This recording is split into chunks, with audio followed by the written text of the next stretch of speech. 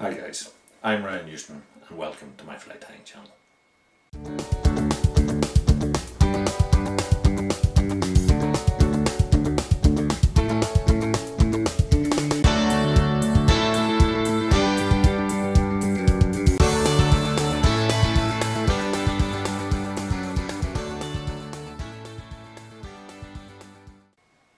If you haven't already done so, consider hitting the subscribe button down below.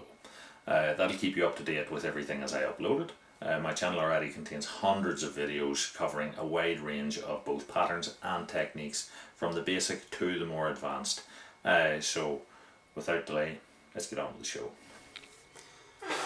Hi guys, so what we're going to tie here is the Beadhead Mouche, which as far as I can make out is the successor to the woolly worm, and was invented by Harry Reno for the lakes of the Yellowstone area. So what we're going to use is a lure type hook. So this happens to be a size 8, so it's a 2x long shank, but use whichever suits yourself. And he used glass seed beads for this, so I'm going to use it's like a blue pearl coloured seed bead, and set that onto our hook and set it into our vise. So he used a heavy black tying thread for this. So I'm going to put on a supporting underbody with our heavy thread. So you could use something like a 3/0 monocord for this. So the tail on this fly was like red rooster hackle fibers. So we take a red hackle and we're going to sort of take off some of the, I'm going to use these ones that are sort of towards the base of the feather, so we have a little bit of normal sort of hackle fiber, and we have a little bit of the webbiness to it as well. So I just rolled that into a bunch. I'm going to set it onto my shank,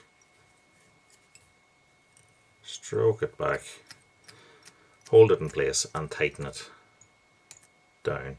And I'm tying it in roughly to the point where the barb of the fly is. So this is a relatively simple fly to tie, and I think the idea behind this was that the original woolly worms the hackles tended to fall apart on them. So the consideration was it was ribbed in with a pearl crystal flash, but I'm going to do something slightly different with it again, which might make it that a little bit more durable. So we're going to put in our pearl ribbing.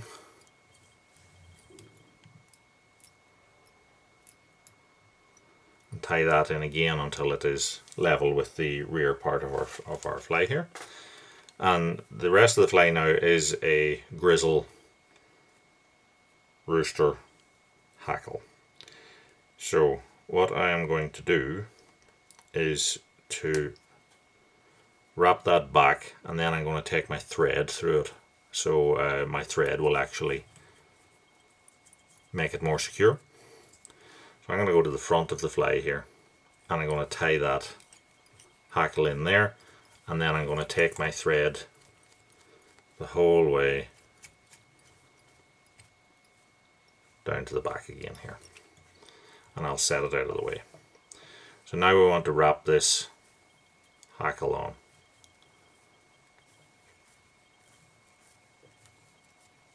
So we'll take that backwards and roughly touch and turns.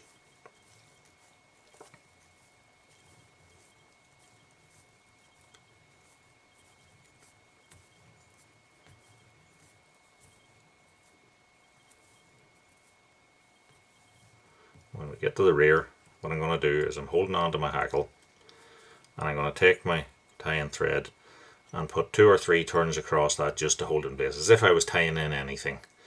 And then what I'm going to do is I'm going to wrap forward. Now I'm just going to take in my thread a little bit to show you what I'm doing. So I'm actually jiggling the thread is under tension, but what I'm doing is I'm jiggling the bobbin back and forward so that it doesn't trap fibres down as it goes. And essentially, because my hackle wraps were travelling in the direction that my fingers are here as we went backwards, as I take my thread wraps forward in this direction, as I wrap, you can see they're traversing forward at this angle. They are crossing across those wraps of hackle, so every wrap of hackle essentially is tied in again, and that should make it more secure.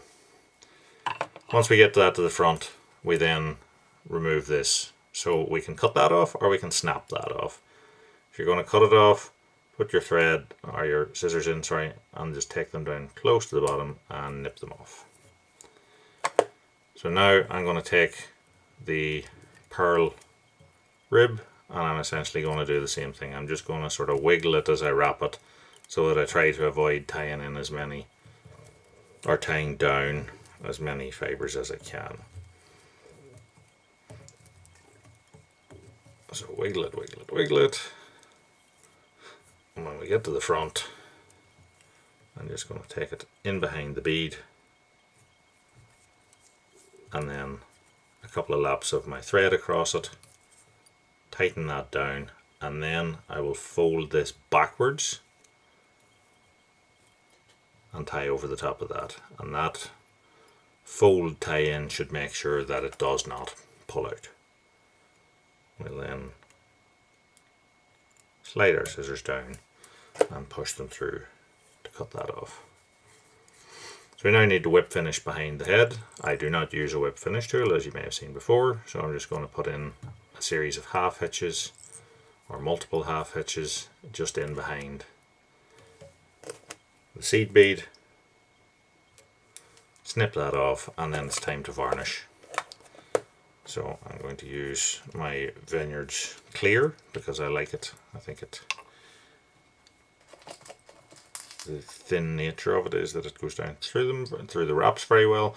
What I'm going to use here is a toothpick because I find that holds the varnish fairly well. Sometimes on a thin little needle it can sort of run off it and you don't end up with much varnish on it, and the beads that sort of come off it can drip off and interfere with the dressing.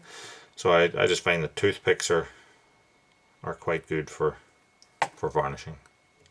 So that is our fly tied. So as I said, this is the Beadhead Mouche by Harry Reno, and hopefully you like what you see.